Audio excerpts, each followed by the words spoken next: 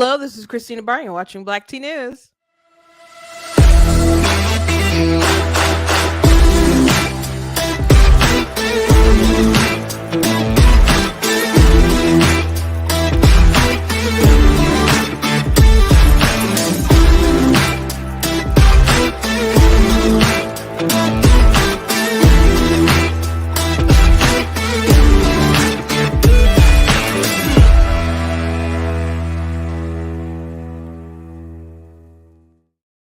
Hello. Welcome to Black Tea News. I'm your host, Christina Barn. Today, I'm going to have a special guest on today to talk about euthanasia bill roaming up through Minnesota, which it's already allowed in a handful of states.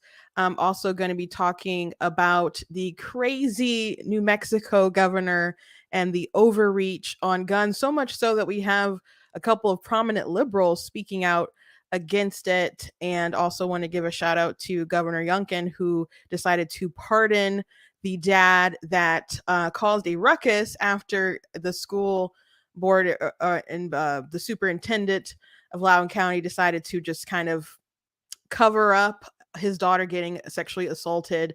And so he was arrested, and Youngkin actually just went ahead and pardoned him. So we'll be talking about those things today. But before I jump into it and bring on my guests, I want to encourage you guys to go to blacktnews.com, check out different content on my website, different articles, different videos, etc. Please check out different merchandise that we have at the store, like this cool Constitution is a Glorious Liberty document t-shirt right here with my man Frederick Douglass on it. We got black tea mugs. Also, you guys can check out different books that I have, like my book, of course, God is Blatantly Against Abortion. That's available on Barnes & Noble and also Amazon. So you guys can get that paperback, or you guys can also get that on Kindle. And if you like what I do here, you guys can do stars. If you're watching on Facebook, you guys can do super chat if you're watching on YouTube. But there's a link right to my website that should be in the description. So if you guys want to support, you can go to blacktnews.com/donate, because it costs a stream, costs to run my website, all that stuff. So thank you guys so much for being in the comments. People are watching from Facebook and YouTube, so you guys may not be able to see each other, but I can see you all. So thank you guys for being in the chat, those of you who watch it back. So without further ado, I'm going to go ahead and bring on my guest, AK. How you doing there today? Looks like here's a glitch coming in. Let's you there? AK, can you hear me? Can you hear me? I can't hear you. Oh, you can't hear me? All right. I can hear you. Wait, I can hear you now. I can hear you now. All right. Let's see if this is a good space. I had a flat tire, and I had to go and get it changed out, and I was hoping to be done by the time of our interview. So I apologize to all of your listeners that this isn't ideal, but I think we can make it work. Yeah, we're going to try anyway. So before we jump into the Minnesota story, I'd be remiss if I didn't mention that today is September 11th. And it's crazy to think how much time has passed. I was in middle school when the towers were hit. And I recall that, it seemed like a lot of kids around me were just wanted to go home early. And I'm just like, this is changing our entire world right now. So I went home and I remember watching the news just in my parents' room, just feeling the gravity of everything. I assume you remember that day 22 years ago now.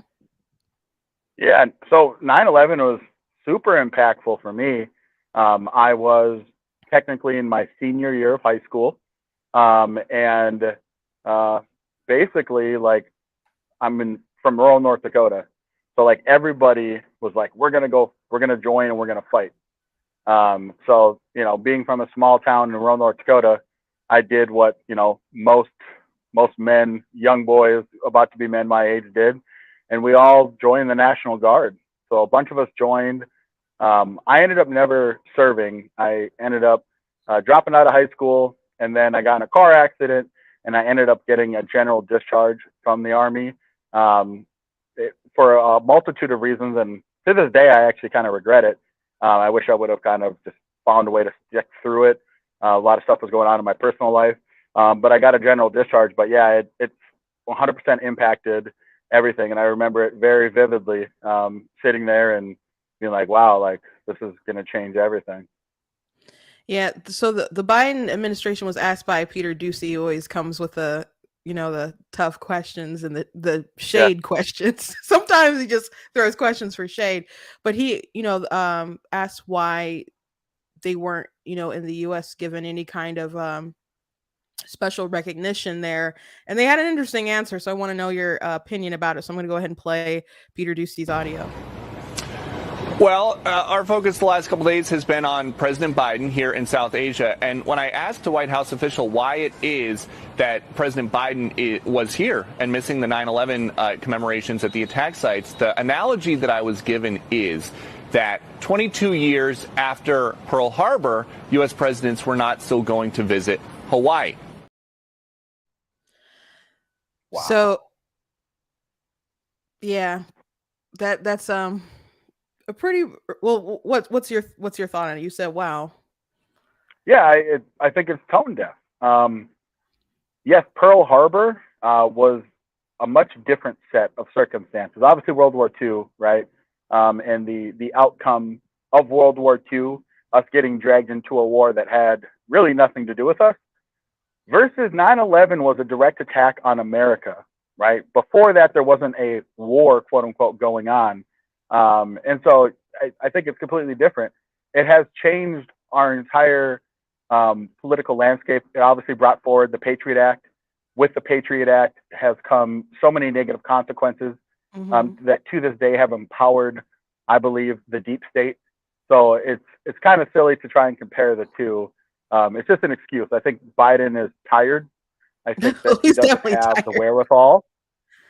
And I think that, sending in Kamala in his stead is the best that they could muster with this kind of terrible excuse. So, yeah, I don't buy it. Yeah, well, I mean, people noted that W.H. Bush, or is it H.W. Bush? Daddy Bush. H.W. Herbert Walker. H.W. Yeah. He went to the 50th, of Pearl Harbor, and Obama was at the 70th. So it is something that presidents still do. So people are like, his handlers are real trash right now. So I agree with you that it's tone deaf. I mean, I guess to some degree, I guess it's like, are they going to continuously do this for the rest of the time? Maybe not. But sure. I understand that. I mean, there's a lot of adults on this planet, in our country, that weren't alive when that even happened, but it's still pretty fresh to me and many people. And I definitely think it's tone deaf considering the exit from Afghanistan. I know people who signed up to go, and were involved in the military because of the repercussions that happened that day. And we're just so devastated after our exit, the way that we went out, and really felt like what they did was in vain. And I know many service people who were just kind of emotionally devastated after that time. So I think it's really a bad move from the Biden administration. Yeah, I have the same exact thing, right? Like, because of my age, I'm 39, right? And so I have plenty of friends that have lost, people that they served with. Even in my orbit, there's like 5 dudes that I grew up with, or kind of, grew up in the neighborhood, a few years older, a few years younger, that died either during Afghanistan or Iraq. So, you hope to see kind of, I don't know, more finality in a better way to be like, these lives were worth sacrificing. But the sad reality is we might find out that it was never worth the sacrifice, which is very hard, I think, to like, what do you do with that, right? Like, oh yeah, these people died for nothing. And that's a terrible realization, but it feels like we're moving closer to that reality, in my opinion. Yeah, it's just I wish we had a stronger commander in chief, and I wish we had one that I felt like really loved our military and reverenced the people who served, the Gold Star families who lost loved ones in Afghanistan. Make it seem like that's really not the case, and that he could have really kind of cared less about them all and the sacrifice of their children. So Yeah, it's really too bad. Well, let's move on. So in Minnesota, there's a bill going through right now with medical assistance in dying. Made, at least that's, I guess that's what they call it in Canada, medical assisted death, physician assisted death. They don't like to call it. It's interesting that um, if if you try to prevent someone from, I don't know how we can keep avoiding this word, so I'll just go ahead and say suicide. Just saying that will flag on Yeah. social media. If you like did an insult and kind of encourage someone to do that, like as an insult, like your account's gone, or flagged, all kind of different stuff, will probably have a warning that will pop up now. So there's something that we recognize about it being bad when you decide that you're going to end your own life. Yet this is something that's moving through the country, really moving through Canada, and there's other places in the world. Canada seems to be like off its rails compared to some other places that do it. But right now in the United States, Maine, New Jersey, Vermont, New Mexico, Montana, Colorado, Oregon, Washington, California, and Hawaii, and Washington, D.C. all allow medical assistance in dying. So it's pretty remarkable that we have it right now going on in Minnesota. It's making its way up. Looks like we lost him for a second. We'll see if he um, pops back on in a second. So I saw in AK comments, he had retweeted an article about it, and people were pretty divided on the issue. And people who, I'm sure agree with him on, like, I don't know, 90% of things, maybe, or 80%. People who consider themselves to be Republican or conservative believe in medical assistance in dying.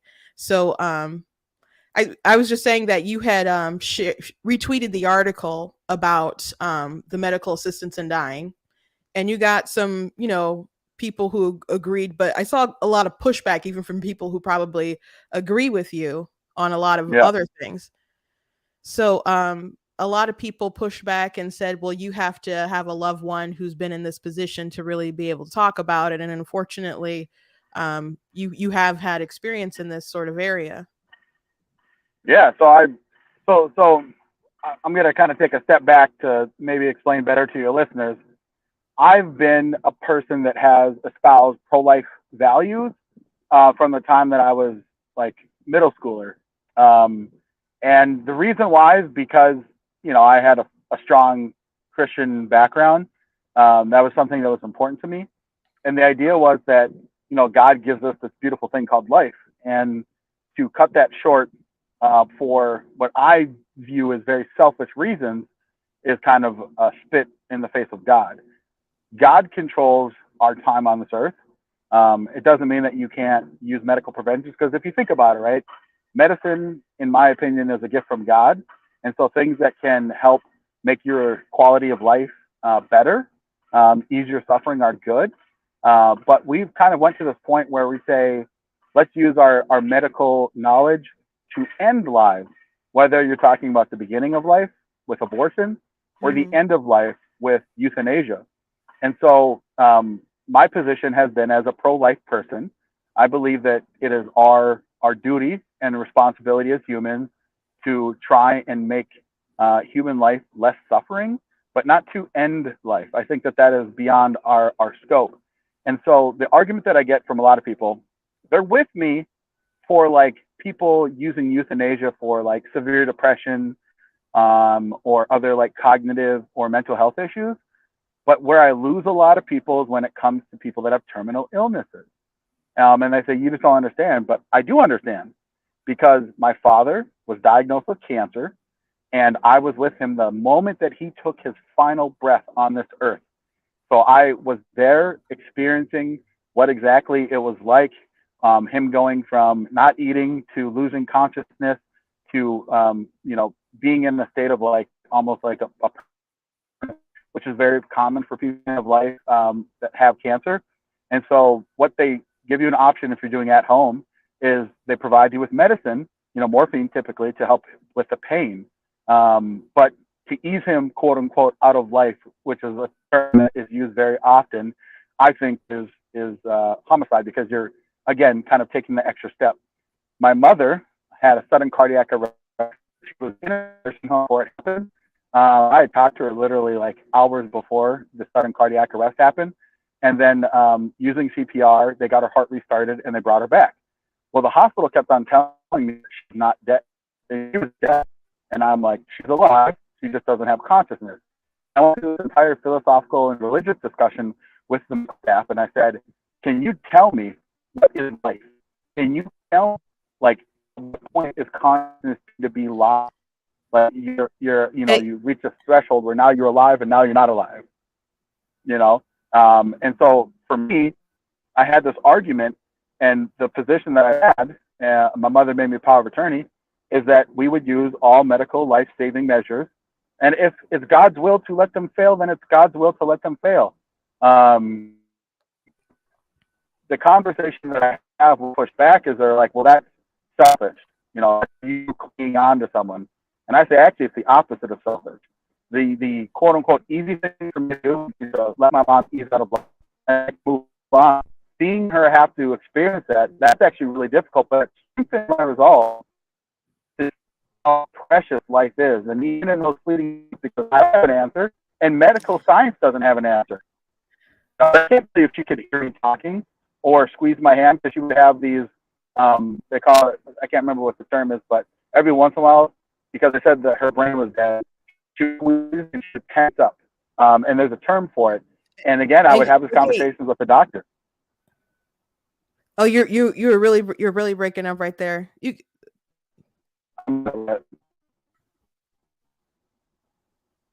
you're really breaking up. I'm sorry. No, it's my fault. Like I said, I timed this very poorly. How about now? I'm going to try and move around a little bit and see. Yeah, that's better. I can get. Okay. So basically, when it comes to this argument that people make that it's a selfish thing to want to quote unquote keep someone alive that's suffering, I actually find it the opposite. It's hard to protect someone's sanctity of life when you see them suffering. But again, my position is that this life is a gift from God, and to end it because it's hard or difficult sets us on a path that I don't think we want to be as a society, because then you can make justifications to basically end any life that is not at quote unquote an optimal or median quality of life. So yeah. Well, people argue that people have the right to do this, but but they don't feel that everyone has the right to do that at all times, only at the end of life. So I'm like, well, if people have the right, I mean, technically, if someone wants to do whatever, you can try to stop them, but if someone's really determined, can you really do it besides holding them, in a facility and strapping them down, Right. So so the power to take your life is technically always in your hands, but people don't feel like that's something that people should have the right to do at all times. Only they want to say it's a right only at the end of life. So I see some inconsistency there, but I guess the bigger question is now does this other person have the right to take someone else's life if it's consensual? Because again, if it's only in a terminal condition at the end of life, what if someone, like, it's a pair of teens and they're depressed and someone's like, will you do this for me? Is it okay because it's that person's right to ask that person to do that, and there's not going to be any kind of legal repercussions if we have the right to allow someone to take our life. The right to life isn't a right to live forever. No one can grant that. We're mortals, but the right to life is a right to not be killed. So I question the sort of power that we're allowing. I question the slippery slopes. Like in Canada, there's definitely a slippery slope. It's 3% of deaths now, euthanasia. The people always like, oh, Canada has great healthcare. Yeah, in Canada, there's stories of people like the doctor suggesting euthanasia because of their medical bills, because they can't get Yeah. a stair lift, because their surgeries would cost too much, or to have them in the hospital for amount of time would be too much money. And there was a retailer, Simon, in Canada who did a commercial for euthanasia celebrating it. So we're always at the risk of going down a slope too much. And I know people on the kind of roll their eyes at people on the right. There's like, oh, the slippery slope. But don't we see it happen all the time? All the time. Yeah.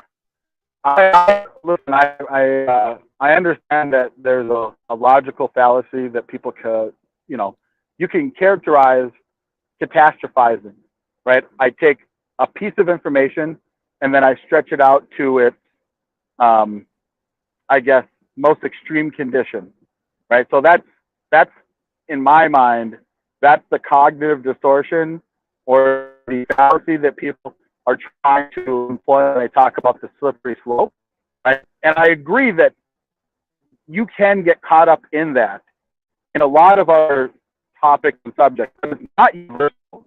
When we talk about slippery slope, we're saying you're opening up an entire theory that says if X being suffering exists, then Y ending that stuff is okay by the state. So that's actually the legal framework that you've created. If suffering exists, and then you say, well, only this type of suffering, then it's okay to end a life. Well, that if suffering is 100% subjective, because let me ask you, what is suffering? Can you define what suffering is? Is there like a scale of 0 to 100 in suffering? And isn't that subjective as well? And so this isn't just my belief. This is actually what countries have employed. Why in Canada they've opened it up to include people that have mental health issues, and why in the Netherlands and in Europe. Yeah, there was a kid in the Free Press, Barry Weiss, or I don't know if it's Barry Weiss or Barry Weiss. They did a story about a mother discovering that her young son was going to get medical assistance and dying, and he was going blind, and so he was depressed. But that's what it was. It wasn't he was dying of cancer. He wasn't dying at all. He just didn't want to have to live, I guess, in his depression while he was losing his sight. And granted, I wouldn't want that to happen to me, but he's decided that he wanted to end his life. So his mother, was on this short timeline of how she's going to convince her son to, keep to keep living. So what you said is completely true. Suffering is subjective, and you people can say, well, it's quite different when someone is terminally ill. They only have a couple months to live, and I do think that's vastly different than someone's young and they're depressed. But the question is, if that right exists, if we've established that it's a right for someone to do that, then how can someone not take it to the next level? It's like the abortion argument, really.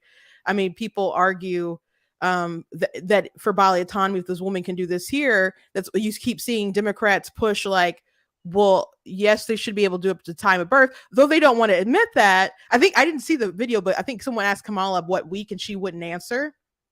I'm gonna have to find that clip. But it's true that they want to allow it up to the time of birth because there's really only two consistent positions. Like you protect life when it begins, or you honor bodily autonomy. I know people want to compromise, and I understand that, but there's only really two consistent positions in the pro-life, abortion debate and stuff. Are you going to honor that individual's complete bodily autonomy, or are you going to honor that human being that's in the womb and try to maximize both people's liberty by, if they can both live, they should both live? No, absolutely. And that's why, to me, when people attack the slippery slope argument, when it comes to policy, when you've created this idea that there is a right, most people would say, like, I have a right to life. That doesn't mean that, like, only a right to life if the conditions are perfect or nominal. Just like, again, all of these other rights that we say the government can protect. So if I have a right to to end my life and have the state help me, doesn't that mean that I can make that line whatever I deem to be? And this is what happens. So it's not a slippery slope. It's actually not a logical fallacy. It's actually a logical framework using a legal analysis to say, well, yeah, if this right is quote unquote created, that's protected against the government, because we all know we have rights that the government can infringe on, but it doesn't mean that they're not a right. It's just about what the government can infringe on and what they can't. And so that's the way I look at it when we talk about euthanasia. And even, again, talking about when life begins, is when you start to create these parameters, then this is where we get into, to me, a scary place. Well, and yeah, that's something that people don't want to admit. That's really true, because even when you're talking about these parameters of when we're going to decide, like even people on the right will say like, well, it's a life, and then they'll say, well, what about in the case of if a mother, is sexually assaulted and conceives a child, and they'll say, well, then that should be an exception. It's like, I thought you said that this was a baby who has a right to life, so all of a sudden their right to life gets thrown out the window because you don't like the circumstances of how this human being came into being. And I'm not saying that's just an awful circumstance to be in, period. But when people ask about, I was talking to someone who's running for Senate yesterday, and I said the way to like talk about this particular circumstance is when someone asks for an exception, you have to say, what you're asking me is to discriminate against this particular human being. That's what you're asking me. And that we should allow this human being to suffer violence. So that's the way I think we should frame that particular scenario. But again, people on the right, they relinquish that, well, because it is a very difficult and tough circumstance. So I think we kind of lost them again. But I definitely see the duality with these two situations. And by the way, being pro-life means you're against abortion, but it also means that you're against euthanasia as well. You don't hear pro-life people talk about euthanasia a lot, and I think there's a lot of people who disagree on, who are very, very pro-life, but maybe don't see the opposite end of the spectrum. So in Minnesota, there were people who spoke for the bill. Particularly, there was one woman who spoke for it because her mother suffered cancer, and she was also having ovarian cancer, so she wanted the opportunity to take her life, so she didn't go through the same thing. And then the group opposing it, are a group of people who are pro-life and tend to fight for the unborn. So I do think it's definitely a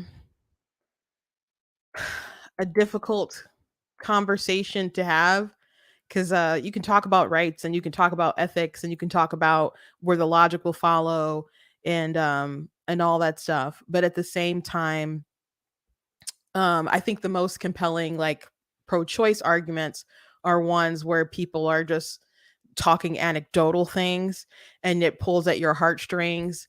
And this is like, I think basically all where this realm pretty much exists. So I see people commenting. I don't know where everybody stands on this issue, but I I've had to take care of some relatives when they were at the end. It's definitely horrible to watch a family member go through that. I obviously haven't had to experience that myself, but and it's not a picnic, having to watch that or to even aid them in their time of need. But that doesn't mean that we can just relinquish the right to life and definitely allow the government to say that someone else can take that life if they consent. Because I don't see how you can argue that right exists and not expand it in different places. You can say, well, it's only for like, if they're going to be dead in 6 months, and if they're terminally ill. That's what you say now. But again, I don't see how you can't argue that it can expand if that is indeed a right that a person should have. You may say it's an allowance for the circumstance, but again, I don't see how that. I don't see how it just can't expand. Just like abortion was safe, legal, and rare. That's what people said, though it didn't make much sense. You can't really argue that safe, legal, and rare. If Ben Shapiro would say that it really never made sense, because why why rare? Why rare? Well, it's never safe, especially not for the baby. But they say rare because they recognize that this was a life that was being taken, and people will say it's a terrible thing, and people would allow it in particular circumstances, but again, they have to keep following their logical conclusion to the very end, that if they say this is a right that a woman can have, then she should be able to do it up until the time of birth. And people can't imagine that anyone would do that, though there have been a couple news stories as of late where women have quite literally thrown their newborns in the garbage. But there have been a couple stories as of late with women aborting in the 8th month and 7th month, way past viability. So the truth is that there are healthy women who do abort healthy fetuses, and the position of largely the Democrat Party is that people should be able to do that. So question is, where do you believe that we have a right to take someone else's life? Again, you can't really stop someone if they're, I guess, determined to do that. But someone had said in AK's comments, and I'll say this before moving on, I don't think we're going to get him back, but someone had said that we treat animals more humanely, and by putting them down if they're ill. And I said, well, have you ever considered that maybe we don't do that because it's not humane to put someone down in that particular circumstance? So I didn't get a reply back, but yeah, I think even though life is difficult, I don't really think that we have a right to take each other's life in those circumstances. But it's a controversial subject. It's something we'll have to keep talking about and debating and fleshing out. But I thank you guys for being a part of that conversation. And though, I too bad for AK and his car trouble. I apologize. He's already apologized. So I apologize on his behalf for the poor kind of timing and everything on that. But I feel him though. Because I've definitely had some car trouble as of late. So life happens. So we'll have to have him back on later to talk about other subjects. But I do thank him for coming on for the time that he was with us. So anyway, moving on. I want to show you guys this video of Biden when he was on stage and they cut his mic. Maybe you guys have seen this. People have been talking about this, but this seems like the wackiest thing to do to the leader of the most powerful nation in the world. We talked about at the conference overall. We talked about stability. We talked about making sure that the third world, the Southern Hemisphere had access to change it, had access. It wasn't confrontational at all. He came up to me. Thank you, everybody. This ends the press conference. Thanks, everyone. Thank you. Thank you.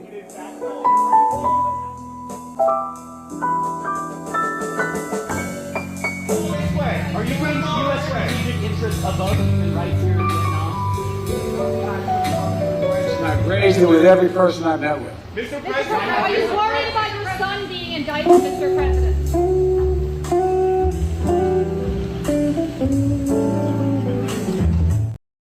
That bizarre.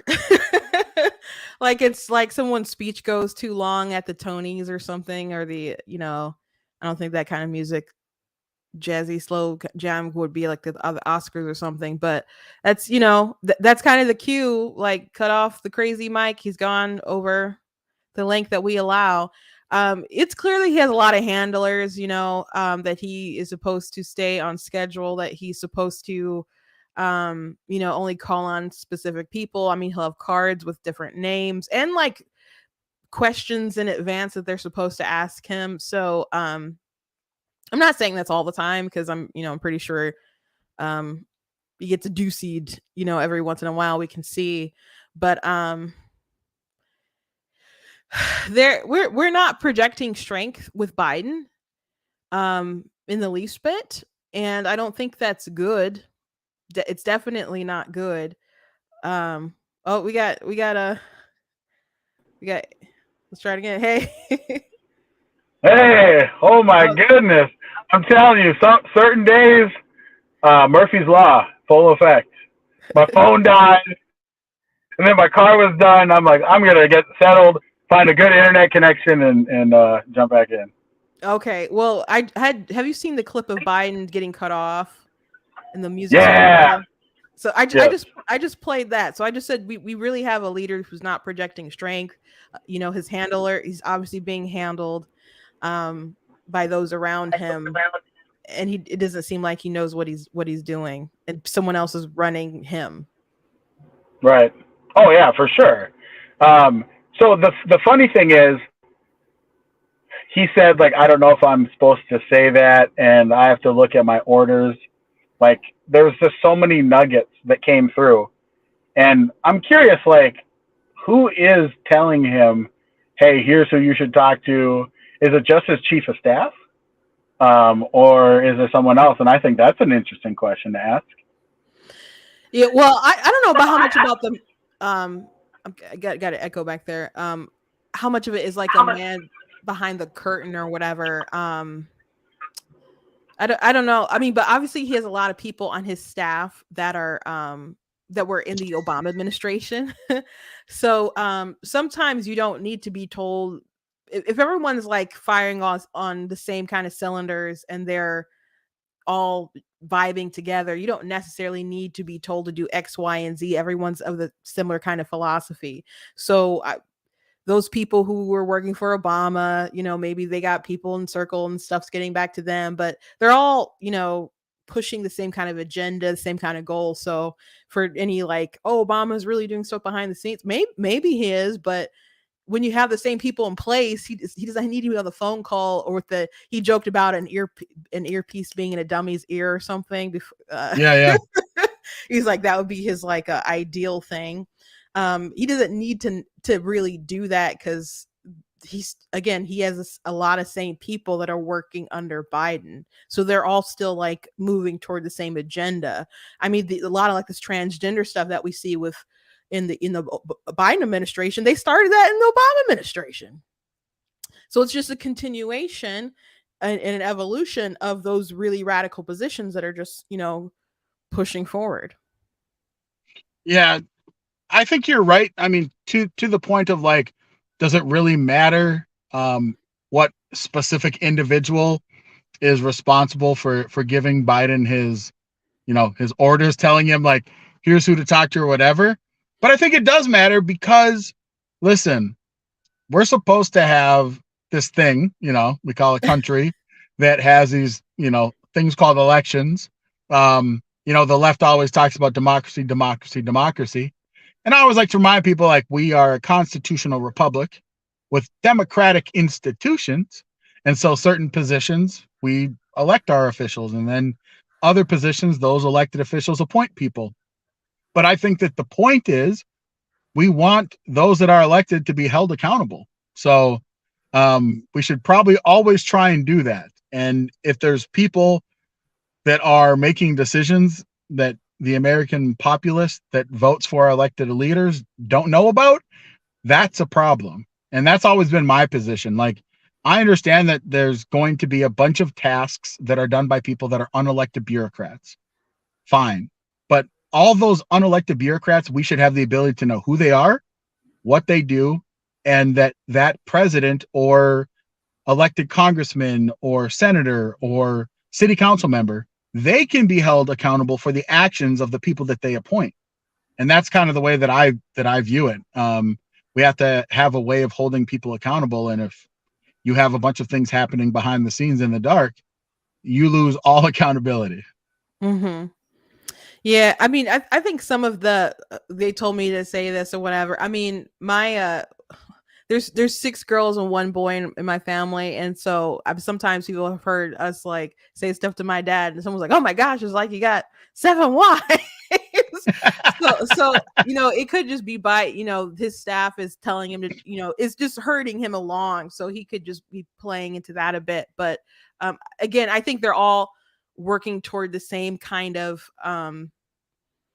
progressive or regressive agenda. So it's all flowing together, whether it's him giving orders the few times that he's functioning versus him not functioning and them just moving the meat sack along when they need to put something out there. Yeah, so Tim Pool, YouTuber, often talks about the I believe it was the Atlantic article that said all we need Joe Biden to do is like just breathe and exist in a corporeal form. And I think that that's true, right? Like there's enough of an apparatus around President Biden that even if he's not with it, which he clearly is not, the country still runs. So there's this level of resilience, which is, I guess, good. But on the other hand, it's like, come on, like I always like to ask people this: knowing what we know about Kamala, should they invoke the 25th and just put her in charge? Like, I mean, would she be better? I don't know. And here's the thing. Here's what's crazy to imagine. Is it possible that as bad as things are in this country, that at least there's some level of competence in the people that are pushing Joe Biden along? But it seems like Kamala is very, very incompetent. So if we actually swapped her out, would she take the orders, quote unquote, from the other people? Probably not, because she doesn't have mental decay, right? Like, she's not experiencing that. Well, there've been reports that she's been pretty difficult, so I'm not sure how many people would like her to be in charge anyway. But as far as the agenda that they're pushing, she's was voted like the most liberal, progressive, whatever person in the Senate. Right. So things going forward, I think they'd still continue in that direction. Like, all these people are the thing about Joe Biden is people supported Joe Biden because they thought he was going to be more chill and relaxed. I mean, I guess he is in those regards, but they thought it'd be a little more normal. They didn't expect that, that there'd be such a crazy agenda. They thought it'd be kind of like the adults are kind of back in the room and we're going to kind of go back to like a normal sort of America. They didn't expect all of the progressive agenda that he's just not only allowing to happen, but that he's out front pushing for. So if it was swapped with a different face, I mean, I think it would still continue in that direction. And people really hate Kamala right now, but I don't know, people when they were running and people are like, oh, Kamala, she's a cop, she's this, I don't like her. I would go to the post office and hear people talk about she's worse than Trump, she's worse because she locked up these people, blah blah blah. But as soon as she was like hand on the Bible, they're like, oh, I got my pearls and my chucks. And so so people will, if she got into that position where she was a president, a lot of that disapproval rating of like what 30%, 20% that she's at, I think it would change, because all of a sudden that would be our queen. She's the president, first female president. So people are very fickle and they want to jump on a winning team. And I think people's opinions of her will radically. Now she'll still be incompetent. So we'll see how all that lasts. But I think I think Gavin Newsom had an interview the other day with was it Hannity, and he said was it Hannity? I don't know if it was Hannity, maybe somebody, but he said the natural progression for succession is Kamala Harris, and he doesn't want to run for president right now. Right. I thought that was interesting, because I totally am like, no, I think Gavin Newsom wants to be president, but maybe he wants to be VP or something. But I did think it was true that I thought, though he wants to run, it seems like, and I think Gretchen Whitmer, my governor, who is awful, but I think she kind of be one of their best bets, actually, if they put her up for it. But if they put Kamala aside, I thought that would look very bad for the Democrats. So I'm not surprised. I'm a little surprised that he said Kamala is the successor. But I guess it's in line with what I said about them, that they can't just put her aside. So maybe they are really contemplating setting Biden down somewhere, saying health or whatever, his polling is so bad. I'm not prepared to believe that he's going to be on the ballot in 2024. Yeah, so you're right. So I can't remember where the report came from. I part of me was wondering if he did it with either like, one of the ABC, CBS journalists that he sat down with. I don't know if it was like, this week or something like that. But you're right that Newsom came out and he specifically said, if something happened to President Biden, we would support Kamala. And then he said, we need to, he said, the donors need to stop being timid and they need to go all in on Joe Biden's reelection. So he said those two things and saying also like he's not going to seek any type of election in 2024. So what that leads me to believe is that if they decide to use the 25th Amendment to push Biden out. It was Chuck Todd. Yeah. Chuck Todd. So and I think, that's right. It was his final episode of whatever, what is it that he does? It's not, I can't remember, but whatever the show is that he's been hosting, it was his final episode. So he's done. Chuck Todd isn't going to be doing that morning show anymore. And so here's the thing. If they decide to 25th Amendment Biden, or let's say that he graciously steps down and says like, oh, I do have dementia, right? Because that's a very plausible thing. Then Kamala steps in. He has dementia. Yeah. Well, like maybe that's what he might come out and say that. I think though, he's been in politics long enough that he feels he's owed this loyalty. So I think they've suggested for him to step down and he's like, no, I'm not going to. So I think they'll have to force him out by using the 25th Amendment, right?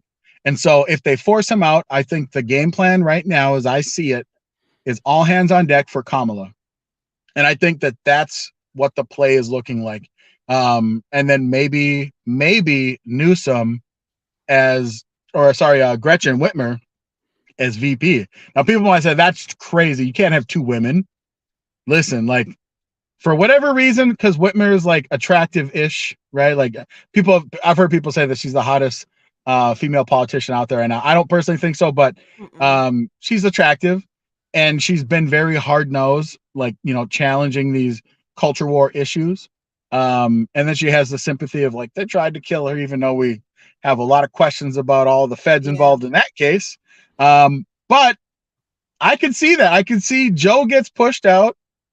Kamala is deciding, she's going to seek, quote unquote, a re-election and then picks Gretchen Whitmer to be her VP. Could you imagine that duo? Oh my goodness. Oh my gosh. Gosh. I can see it though. I could visibly see it because think about it, right?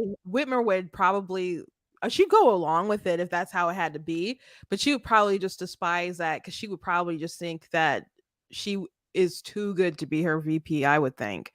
But yeah, I could definitely see that. Well, I said if we don't stop Whitmer in the re-election, she's gonna go to Washington. I knew that, and then she just like demolished everybody. So and they'll argue that you can have an all-female ticket because in Michigan they did that twice. They just won that twice because it Secretary of State, AG, and the governor were all women.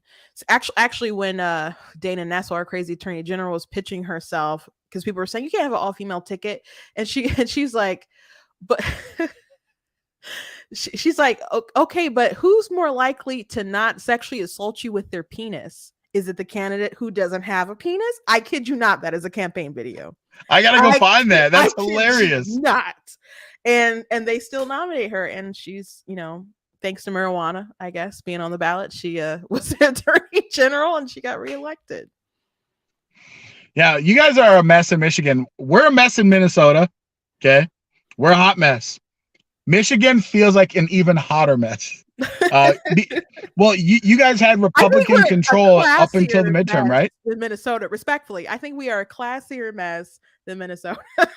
Though still a mess. To be fair, maybe the temperature is hotter, but I think we're classier. Well, you guys had Republican controlled House and Senate just until 2022, right? Yeah.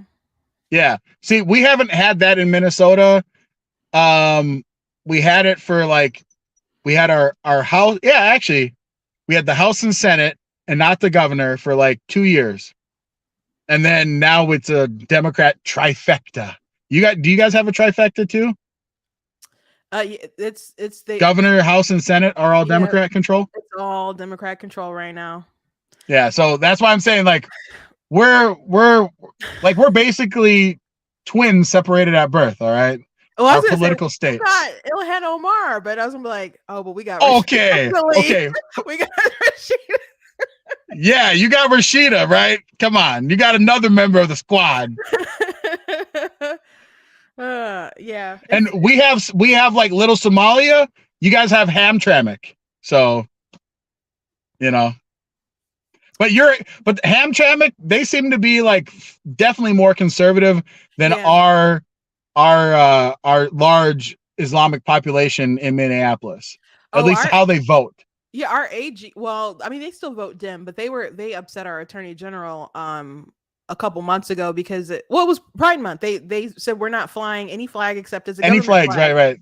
And well, it just had to be government flags, and they were upset. And you had all these, gay libs who came across the state, and was 2 girls like kissed in front of them, and it's an all Muslim city council, Muslim mayor, and then the AG did a speech somewhere in Hamtramck saying like neutral policies are racist because they hurt those who have been marginalized. Yes, she's the worst.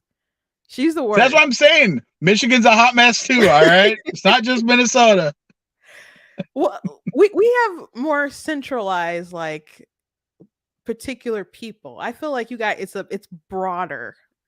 Sure. Of an issue. So well, plus you guys can more easily do ballot initiatives because I worked out in Michigan in the UP last year to try and get that voter ID ballot initiative, and it was there was a bunch of like fake signatures, like all this craziness that you probably are very well aware of. But I came out there to work on that, on getting that ballot initiative, and I worked in the UP. I was in Sault Ste. Marie, and all up in that area, getting signatures left and right. Yeah, we had our election from start to finish was basically it was a mess. the whole I know, that's what I'm saying. It was really a mess. People getting kicked off the ballot with the names was crazy. Yeah, it was very frustrating. It was just trying to swim with weights tied to your ankles. Anyway, let's talk about what's going on in New Mexico. I want to go ahead and play a snippet of this governor's press conference, I guess, about it, talking about how she's suspending conceal and carry.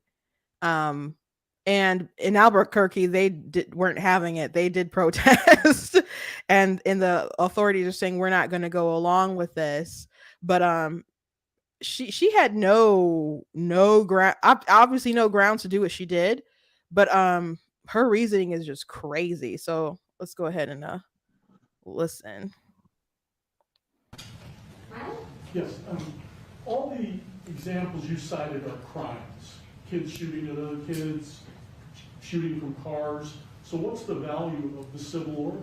Why not just do better law enforcement? Both. The value of the order is that it gives me 3 things. 1, it says it's a statewide issue and it's a message to everyone to start leveraging their resources and arresting people. 2, the jurisdictions come at this, including with the DOJ restrictions, differently, without the leveraging and the additional resources, arresting, and where do they go? We got to make sure that everyone is bumping up their services. It's a message to the Metropolitan Detention Center. It's a message to the HMOs. You better figure out treatment. We have been sort of stalled out, to your point. This order basically says, stop stalling out, and to your point, just arrest everyone. Well, I also have to have the ability, I can't arrest everyone. There are literally too many people to arrest. Well, this would allow us, if someone's got a concealed carry permit in Albuquerque walking down a public street, they're not going to get arrested. I can make the point that they should be. And this is the point. I'm willing to do anything and everything within a shred of evidence-based effort. Because if you're not horrified that on any street corner in too many cities in New Mexico, there is someone with a gun sticking out of their waist or their belt.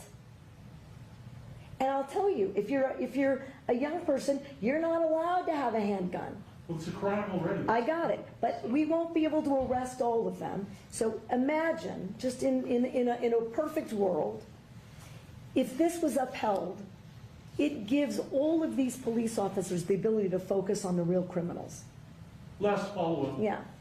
But your point is valid. You took an oath to the Constitution. Isn't it unconstitutional to say you cannot exercise your carry license? With one exception, and that is if there's an emergency, and I've declared an emergency for a temporary amount of time, I can invoke additional powers. No constitutional right, in my view, including my oath, is intended to be absolute. There are restrictions on free speech. There are restrictions on my freedoms. In this emergency, this 11-year-old and all these parents who have lost all these children, they deserve my attention to have the debate about whether or not in an emergency we can create a safer environment. Because what about their constitutional rights?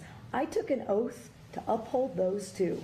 And if we ignore this growing problem without being bold, I've said to every other New Mexican, your rights are subrogated to theirs. So, first thing I want to address the emergency powers thing, but first just the sheer stupidity of what she's even suggesting.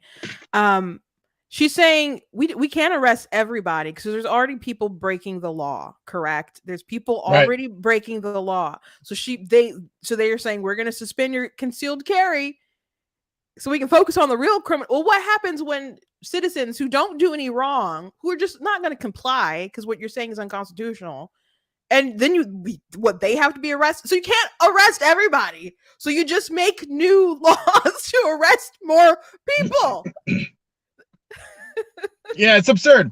Like the logic, like the flaw in her logic is we can't arrest everyone right now, but let's make it that we really can't arrest everyone right now.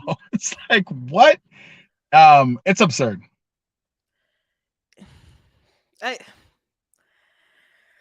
Man, elections have consequences, man. It's there's no good justification for it. Even liberals have come out and condemned what she's talking about. Ted Lieu and David Hogg, for example, are two that have are really notable, that have condemned what she's been talking about, what she's doing. And I don't know, it's because they really agree with that, or they're just like, oh, this is too quick. We haven't done enough. Like, you jumped the gun. They're like, this was supposed to happen for another 2 years, or So I don't know if we should trust that these guys really think that she went too far, or if they're saving face because there's such a strong reaction to this. But it's absurd. It is. So, like, here's my position. I think that she pushed too hard, too fast, for most people to be comfortable with. Okay. The left has been talking about gun safety for years. They've even been floating the idea of calling it a public health emergency, right? Gun violence, declaring it an epidemic, right? Like, there's all of these terms and ideas that have been floated as a way to kind of circumnavigate the Second Amendment, because there's a very clear problem with the anti-gun folks. We have a Second Amendment right to own a firearm in this country. And so because that exists, the only way to change that is to amend the Constitution, which is very difficult to do. It's impossible. Yeah. We'll say, practically speaking, it's impossible. And so if you can find a workaround, so I think personally that this governor is kind of a test case. If using the Emergency Powers Act granted to her by her state's constitution and having a 30-day order Is that within her purview? And I'm It is like, it is as a interesting political that scientist, it's just interesting that it is just 30 days. right? Because here's the thing. What if she just keeps continually extending it? If it goes before a court and they say, yeah, that's within her power, she can do this because it's not long term. Well, how many 30 days can she do it? And then will another state say, I'm going to do a 90-day, right? And as long as there's a time horizon, then it's deemed to be okay in the name of emergency powers. So that's how I think that these Democrats do these things, because they're not like independent actors that just make decisions. And this goes for both sides, Republicans and Democrats. People forget that there's something called the Democrat Governors Association.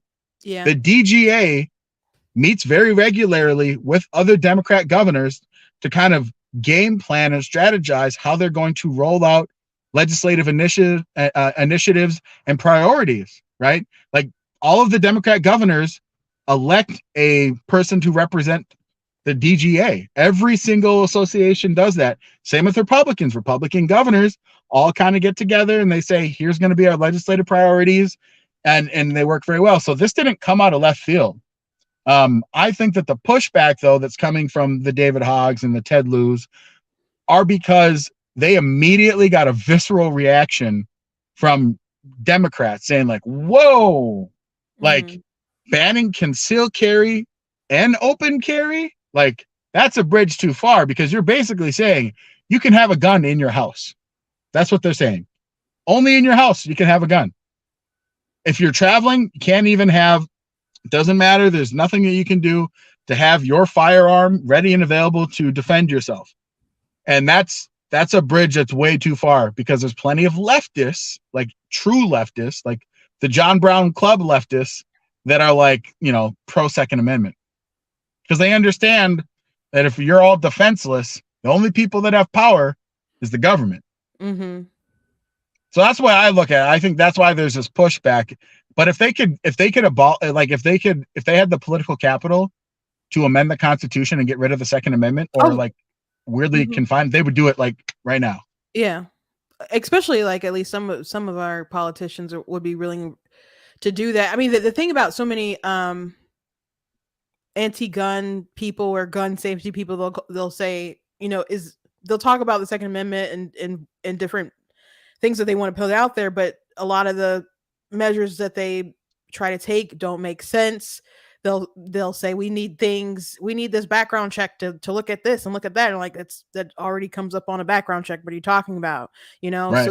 So they don't know firearms very well. My sister was talking about there's a movie that she was watching some time ago, and she said that someone got shot with a shotgun, and they're like, a shotgun can't do that.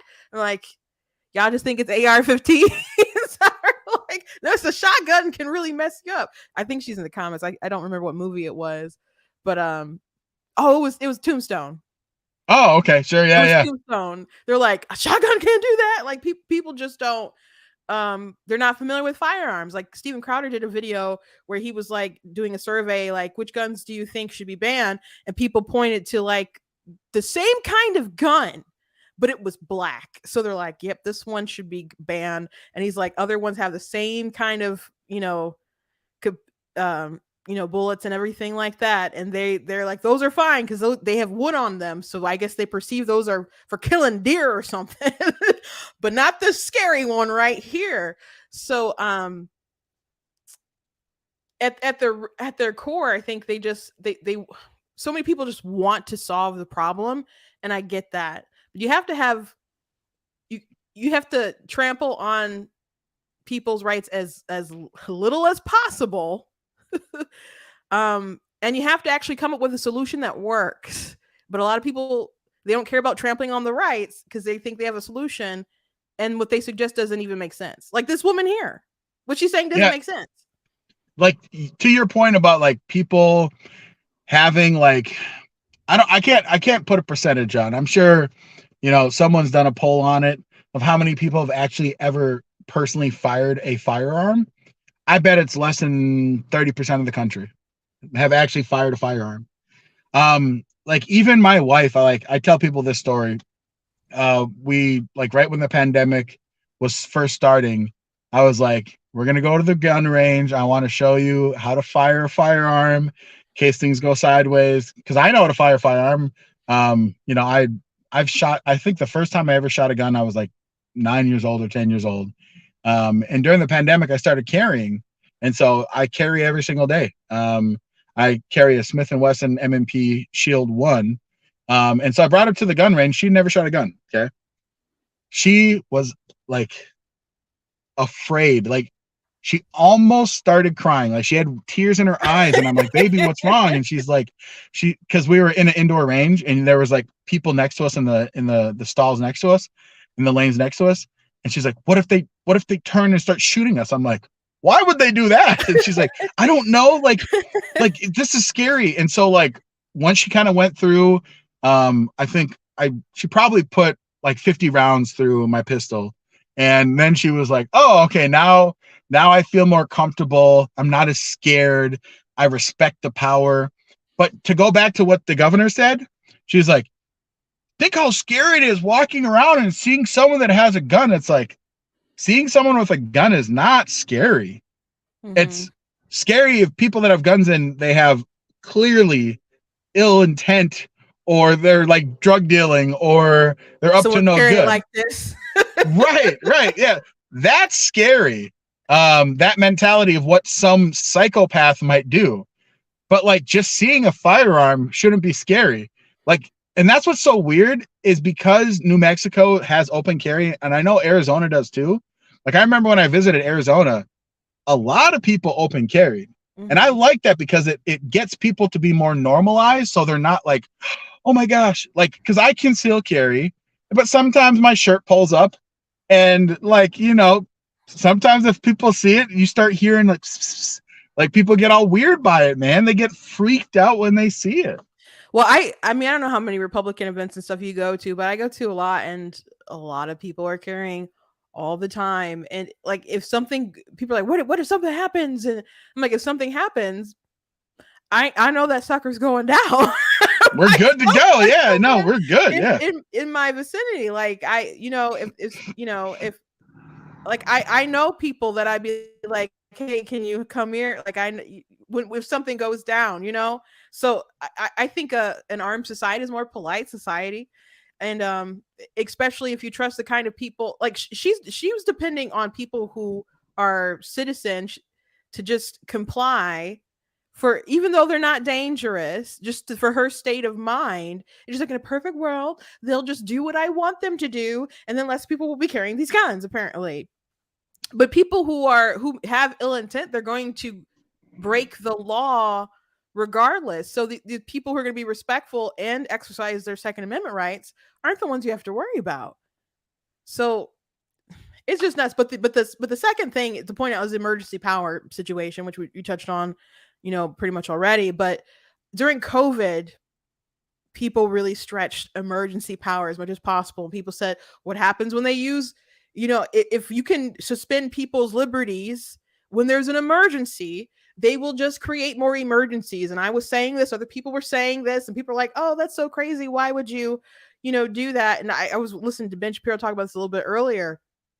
And he mentioned that, but I do remember back when the pandemic first started, he was like, kind of saying, oh, people aren't going to take it that far. I have a tweet somewhere, I have a TikTok, and I put it on YouTube. I wrote an article like this because he's like, when I'm wrong about something, you know, I'll say it. And I'm like, this is my submission for when you were wrong.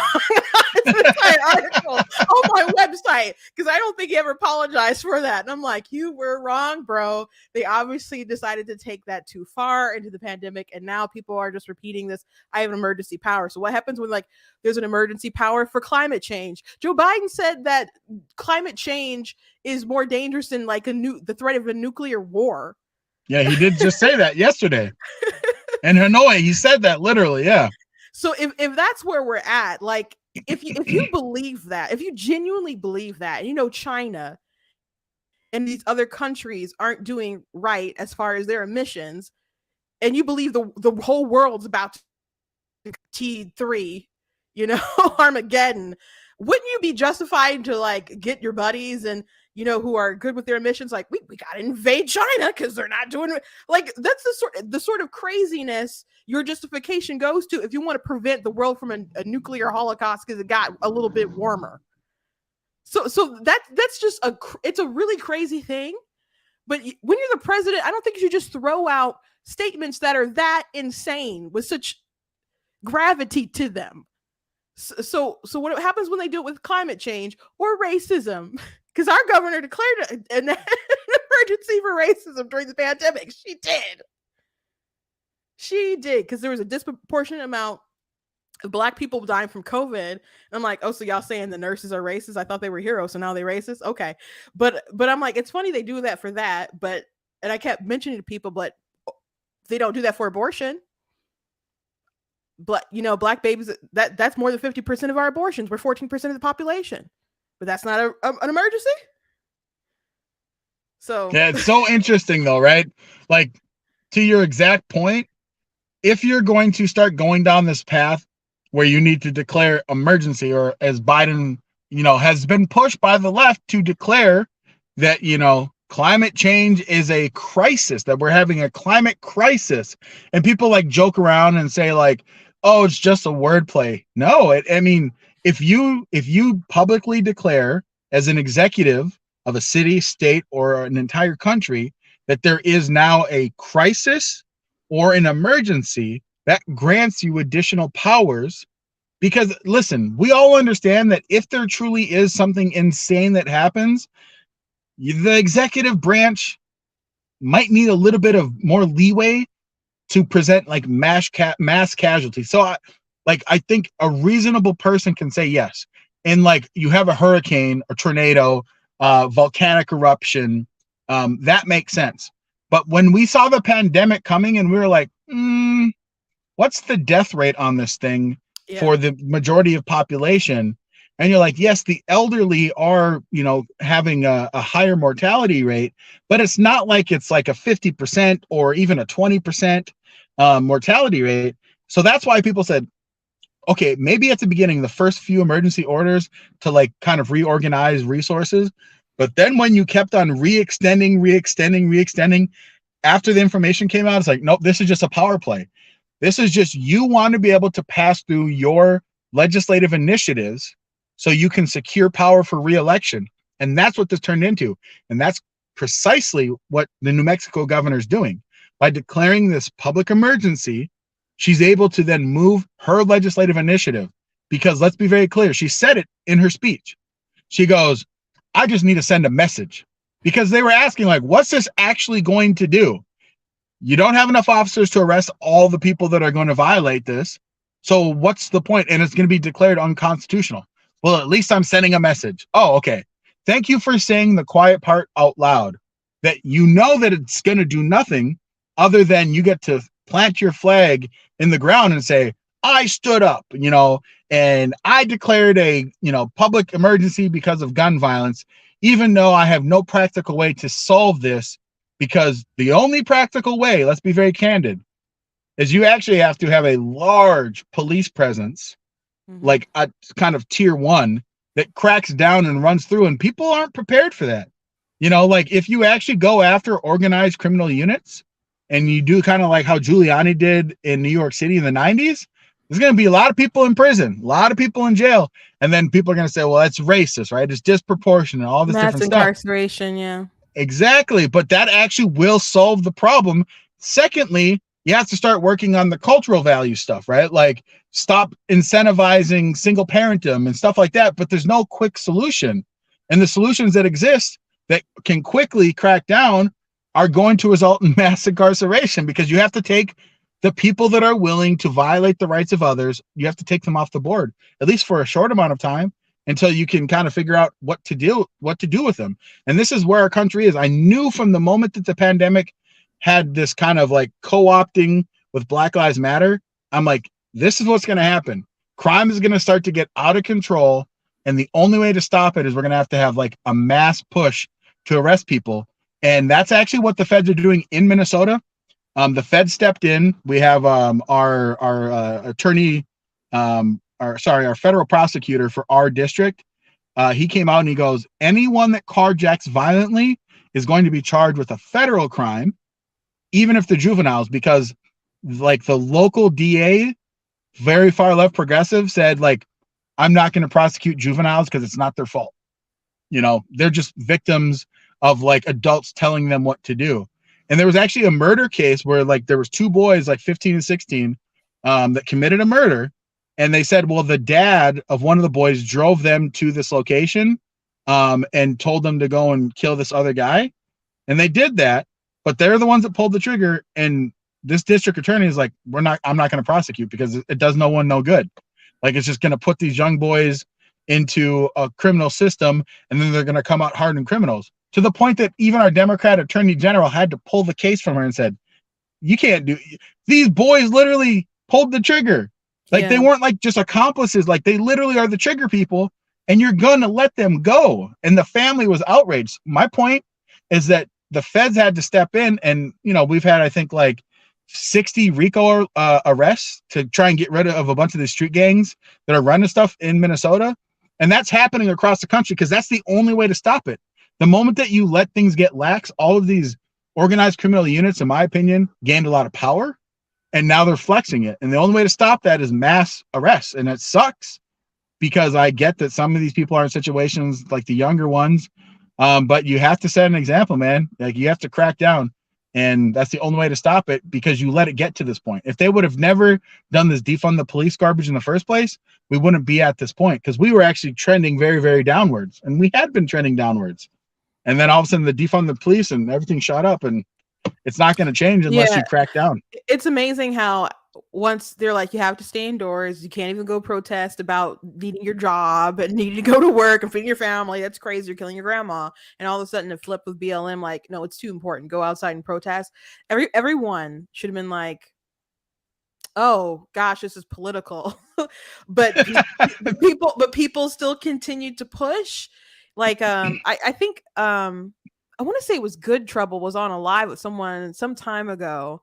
And you know, Good Trouble from TikTok. Yep.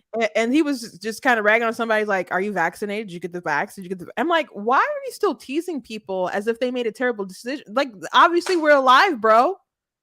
We survived. We played the game and we won. We got lucky in the game of life. So why is it a bad thing if you didn't get the jab? Like, we still competed in the same level, and you got jabbed, I didn't, and we're alive to tell the tale. So but they're just so like, oh, you're, you know, as if that you're wearing a dunce cap because you didn't inject yourself with something you obviously didn't need. Yeah. But people are still into that. So, but I was never for lockdowns. I thought it never made sense. I know hindsight's 2020 with a lot of people, and you know, I don't really begrudge Trump a lot, I guess, for initially shutting down at first. I think he went on for too long, obviously, but I'm like, it doesn't make sense because you're saying slow the spread, but isn't that prolonging the virus? So that's what I was thinking. And the Great Barrington Declaration came out. I'm like, okay, they're affirming what I think makes total sense. And then Fauci and them suppressed it, and they just hyped up the, you know, the you're killing grandma, the emotional appeal. Even though getting jabbed wouldn't stop you from the spread. I'm like, well, you're not doing this for me then. You're just doing it for you. And you still want to come at me. None of it made sense. I felt like I was living in the Twilight Zone during that whole time between that and BLM. It was an awful time. It's actually what motivated me to start making videos on TikTok, because like my first kind of foray is like, I did some like 15-minute rants on Facebook. And then someone's like, check out TikTok or whatever. And then I started making videos, and you know, it was kind of in the middle phase of the pandemic. And I'm like, this stuff just ain't making sense. Cause I was posting like insanely long posts with a bunch of screenshots of studies and reports that were coming out showing the negative consequences of lockdowns and questions about what the vaccines are doing to people, and just kind of putting it out there that like the way that the authoritarians are going about this is they're going to create a backlash on the end of this thing that people are just going to distrust science altogether, like 100%. And that is what has happened.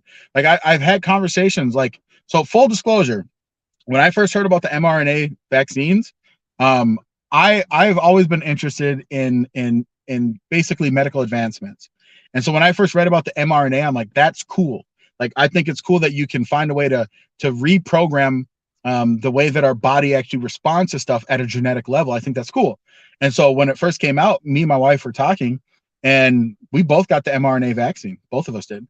And it wasn't because we felt pressured or scared. Like, I was like, I think that this vaccine technology can change some things. Now, personally speaking, I have a handful of medical issues. And so I'm already like at a higher risk in general of not living to be a very old man, which is fine. So I even, like, my wife and I said, I know people are going to be like, dude, you're crazy. But it's like, my wife and I are like, you know what? Let's just do the thing. We kind of get to be the guinea pigs. And that's how we went into it, both my wife and I. We don't have any kids. It's not that we've chosen to not have kids. It's just God hasn't blessed us with children, and we want to be able to have children naturally, and it hasn't happened. But the point is that we both voluntarily got the mRNA vaccine. And then after we got the mRNA vaccine, I'm reading through studies and seeing this stuff, and I was like, oh, well, dang, we might be doing some weird stuff when it comes to like immune response and these spike proteins. Things are kind of a trip. And so, like, my position has been like, if you decided to go and get the jab, how many ever forms of it you wanted to get, like, more power to you. If you did it for reasons that weren't based off of fear or like acceptance, if you made that decision, like, you talked to a medical professional and that's the choice that you made, cool. Because that's where I'm at. Like, I don't begrudge anyone that didn't get it. If someone ever asked me, like, do you think I should get this? I'd always tell people, like, I don't know. I think you should talk to someone that you trust. That's a medical professional and see what your situation, because there is no one size fits all with medical diagnosis of anything. But I always thought it was so absurd of the people that pushed so hard for everyone to get it. I'm like, you understand, like, this doesn't make sense, because as soon as they saw that people that had it were getting breakthrough cases, that entire narrative fell apart. Yeah. And for good reason, because they lied and they said, if you get this.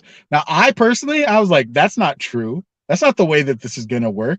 It's just, it does some things that it might provide my body with some additional layers of protection. But in general, like, most people, our human bodies are amazing machines at being able to process and attack things and stuff like that. So that's what my position always was. But when I saw it happening and I saw the authoritarian push, I was like, what is this? Like, they're going to mandate this thing that you have to, like, have it to, like, exist in society. And then it made me remorseful. Like, I wish I could get it taken out of me, because now it seems like I'm with the authoritarians, and I never was. Like, I did it not because I thought that everyone should do it. It's just me and my wife made our own decision. So it's so weird how it worked out. And now we're at a point, though, that because the medical community messed this up so bad, that people have lost basically all faith, unless you are already on, like, the left lemming side where you just listen to the science. Even discerning independent people are like, I don't trust a single word that these scientists say anymore. And that's the real sadness of what had occurred during the pandemic. People violated their ethics to push this thing and lied repeatedly, like the masking, wear a mask, don't wear a mask. And Fauci would say, prior to the pandemic, he would say, like, oh, if something breaks out, you don't wear a mask. And so there's always mixed messages and stuff. Now, as far as people taking the jab and stuff, like, I felt like you have to take your calculated risk in the matter. And to me, I'm like, why do they want to push this on kids? Because they're not going to be impacted by the pandemic like adults or elderly people. But introducing something that's not necessary into their system could cause a bigger impact. So it makes more sense to not put them through that risk, or younger athletes and stuff. Like, I'm a relatively young person, but I'm a hefty gal, so it was more like a risk assessment or whatever. But I didn't want to do it. But my dad got COVID really bad, but this is prior to, like, the vaccine and stuff coming out.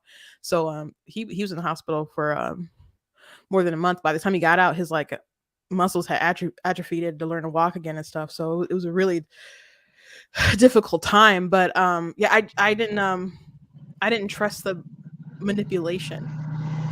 So it was so much for politics. I'm going to say this, I'm going to move on, but I saw a video of Trump talking about um this is old, but he was talking about the vaccine, how people had vaccine hesitancy under Biden, and he said people didn't have vaccine hesitancy under me. That's just failed leadership. But I'm just like, I retweeted. I'm like, this is so delusional. Like people were saying, don't take Trump's vaccine. That's what they're saying. So I don't know what his mo with the with that was, but that was delusional. Here's my little quick twitch on Trump. People have to remember that Operation Warp Speed. Okay, I know that people want to look at it in 2020 with 2020 hindsight, but look at it from where it was when it happened. We had never had a vaccine approved this quickly, right? And the belief was very simple. If we can get a vaccine approved, we can avoid this catastrophic loss of life, because that's what they were saying. They were saying like this thing is going to have a very high mortality rate, right?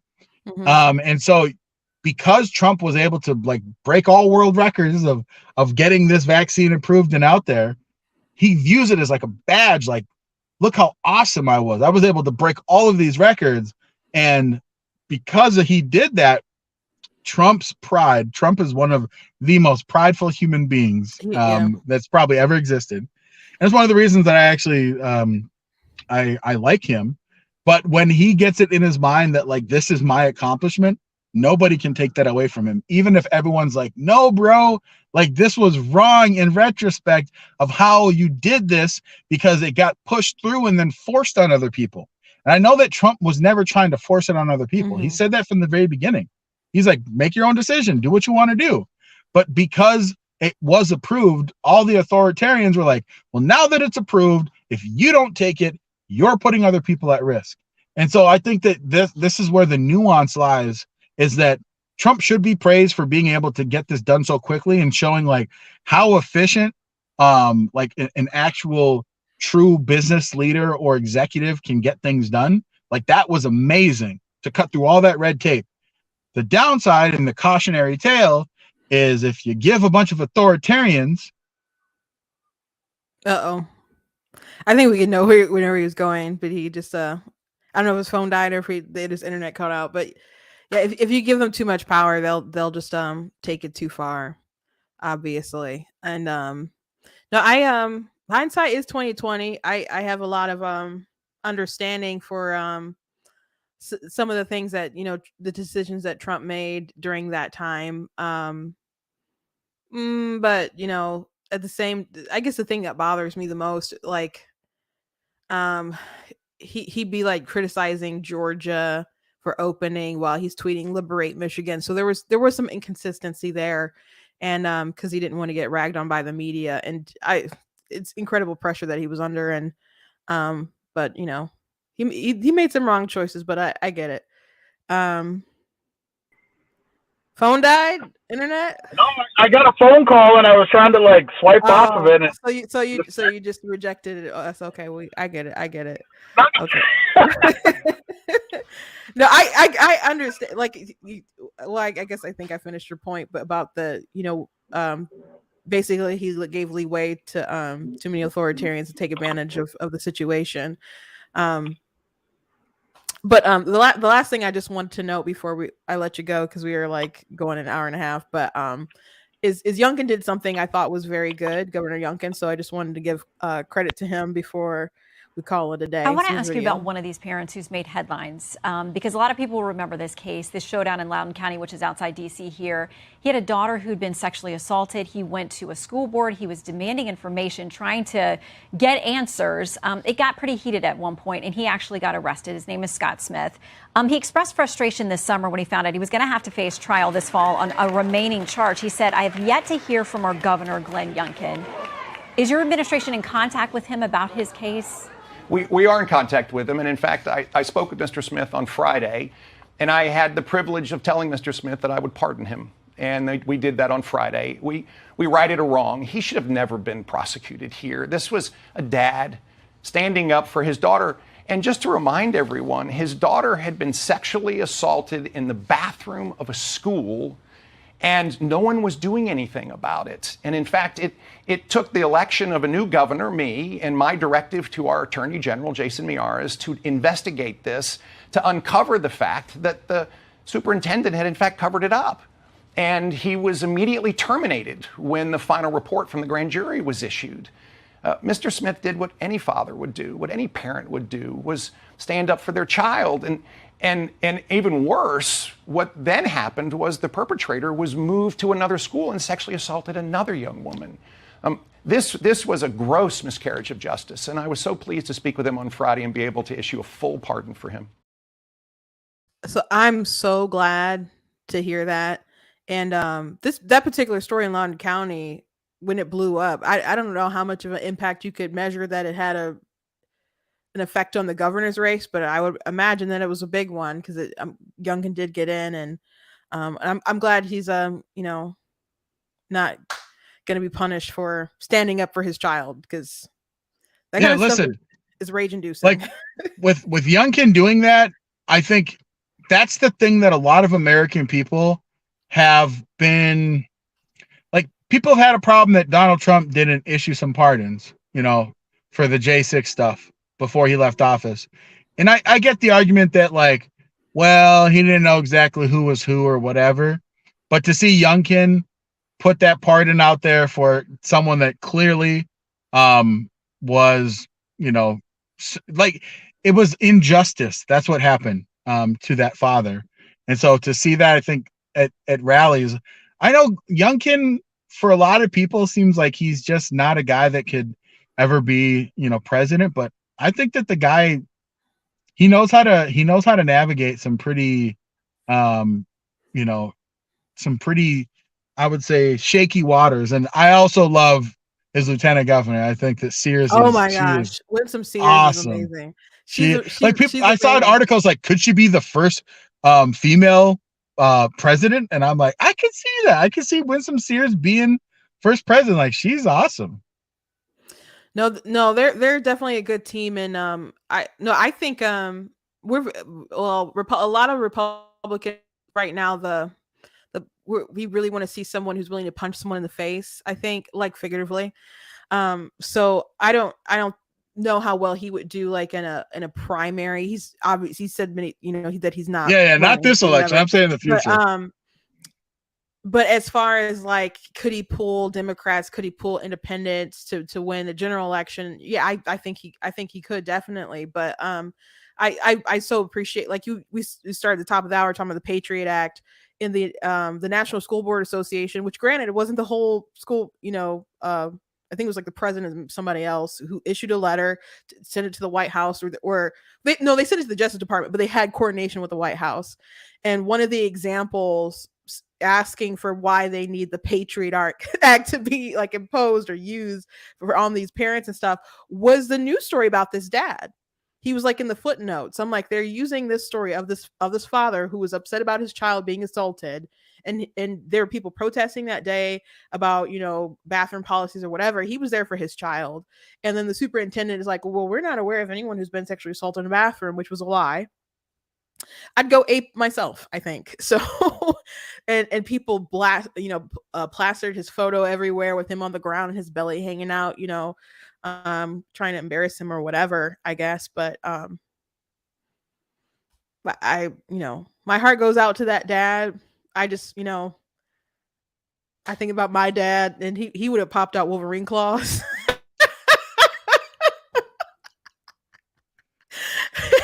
Listen, like I think any father that's able to stand up against any system that has done an injustice to their child, any parent, mother or father, I think is something that our society has lost. Unfortunately, I think there's far too many parents that wouldn't do that. And I think that's the crazy part. Like, a lot of the conversation we have around what happened during the pandemic is people are like, I can't believe that parents let this happen to their kids.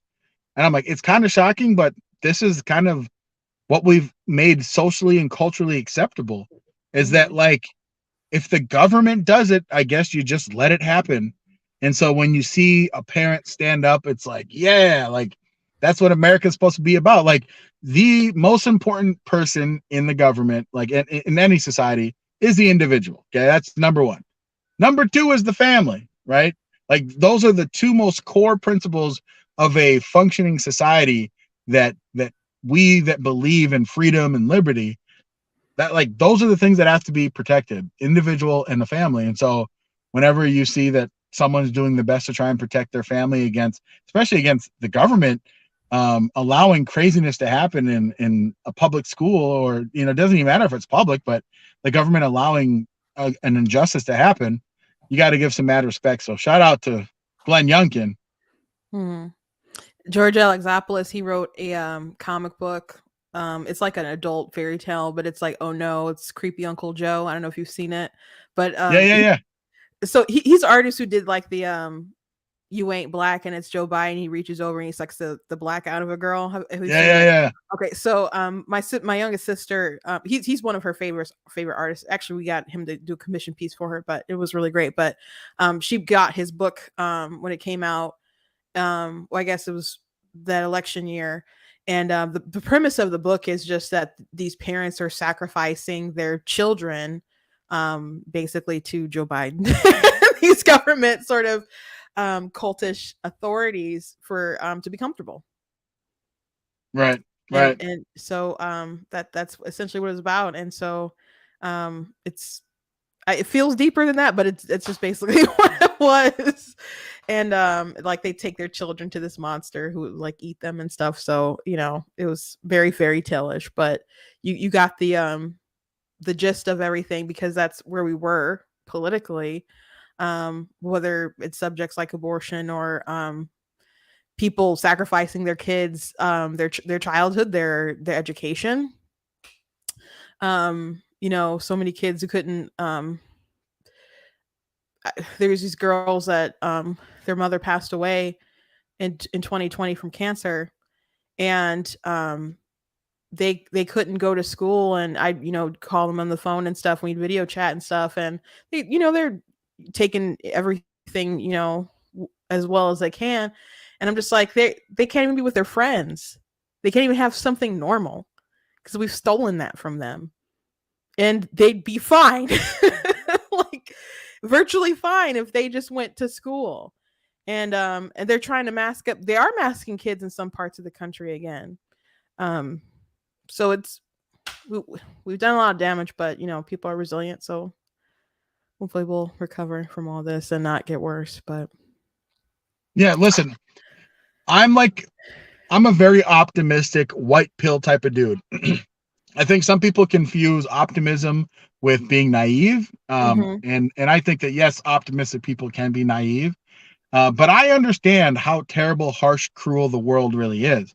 However, I'm a huge proponent of understanding that you are in control of your own emotions. Yeah. People can't control your emotions. And so the way that the world happens to you, it's all about how you actually deal with that. And I believe that humans have the capacity for both evil and good. And so I think that if we continue to always push for the positive, accept that the negative exists, you have to safeguard against it.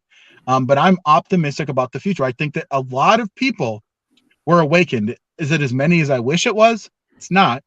But I think a lot more people today have their eyes open and are going to be leery and weary about this type of stuff happening. Like, you know, I know we already got off the topic of New Mexico governor, but did you see how many people turned out to that protest? That was amazing to see. I bet, like, again, if this would have been 4 years ago, you would have had nowhere near that type of turnout. But people are understanding that you as a sovereign citizen of this country have the right to protest your government and to say no. And that, yes, you might have to get arrested, get a citation, go to jail. But this is, I think, a moment that a lot of people have opened their eyes to. So I'm optimistic. I'm a white pill guy. I think that our country is always going to have this pull between the authoritarian leftist commies, Marxists, and the freedom-loving right. And there's always going to be this pull, and we're always going to be fighting for the hearts and minds of people. But I just think it's always important to always push forward and never become nihilistic, fatalistic, be like, it's all lost, everything's garbage. Otherwise, people like you and I that live in Minnesota and Michigan, it's like, well, I guess we better pack up and leave to Florida. I'm not going to do that. I'm going to continue to fight. I'm going to push for the things that I believe, because I think that I can get through to enough people, things will change. And that's just the way that I live my life. Yeah. Well, I know a lot of people who fled to Florida, but oh, I know a lot too.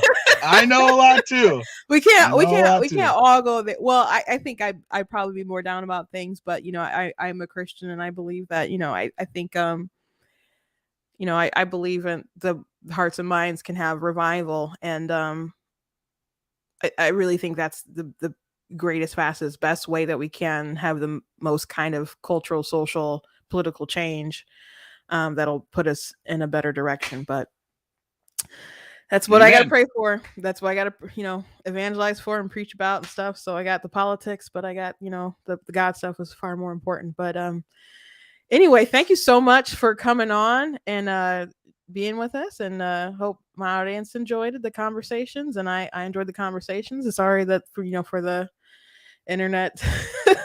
Yeah, listen, I owe you another interview where I'm in my setup, where I've got my microphone, my headset, everything good to go. This completely, again, I'm an optimistic dude, but I got a flat tire, and for a living, I'm an independent driver contractor. So it's like, I got to get my vehicle fixed. Like, yeah. Every day I can't drive is a day I'm losing money. So I apologize for that, but I promise we'll schedule another in the future, and we'll be able to have a better conversation, especially for your listeners, because, you have amazing followers that appreciate anything you talk about and the guests you bring on. And I didn't give them my A game. So, I owe them my A game. So I appreciate you for having me on 100%, and have a good rest of your day. All right. Well, I look forward to seeing you again. All right. Thank you so much. Oh, where can people find you before I let you go? Oh, sure. Yeah. So I'm on TikTok. I've been able to survive, all of the little bands and stuff. So you can find me at AK Kamara. So the way that my name is on this, AKKAMARA. Luckily, I've hit the algorithm the last couple of days. So I've got a couple of videos that are out there rolling around, hitting that, 300, 400,000 mark. So that's super cool. And then you can follow me on X, Instagram, and then Facebook. But really, it's X, and then I just post everything on the other platforms at Real AK Kamara. So follow me there for some a good insight into who I am as a person, because I just kind of put stuff up there that I find fascinating, even if it's not on brand. So I'm a raw dude. Okay. Well, I hope you guys will follow you there. Well, I'm going to go ahead and start to close it out. Thank you again so much.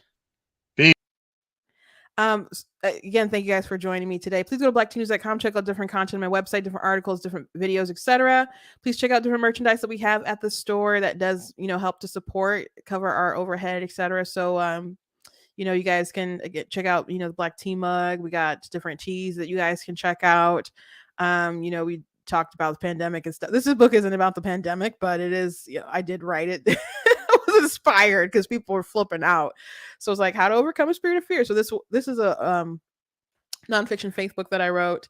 I do have a lot of fiction books that I have, from middle grade chapter books to like new adult stuff. You guys can check out paranormal romance, historical fiction, etc. And of course, I have my book, of course, Guys Who Blatantly Against Abortion, that you guys can check out. It covers theology, it covers rights, it covers politics and philosophy, all kinds of stuff that you guys can check out and read. And I hope that it's a blessing to you guys. And if you like what I do here, please consider leaving a donation at blacktnews.com/donate. It costs a stream, costs to run my website. So if you guys can support in that kind of way, thank you so much. Appreciate it. And I will see you guys tomorrow.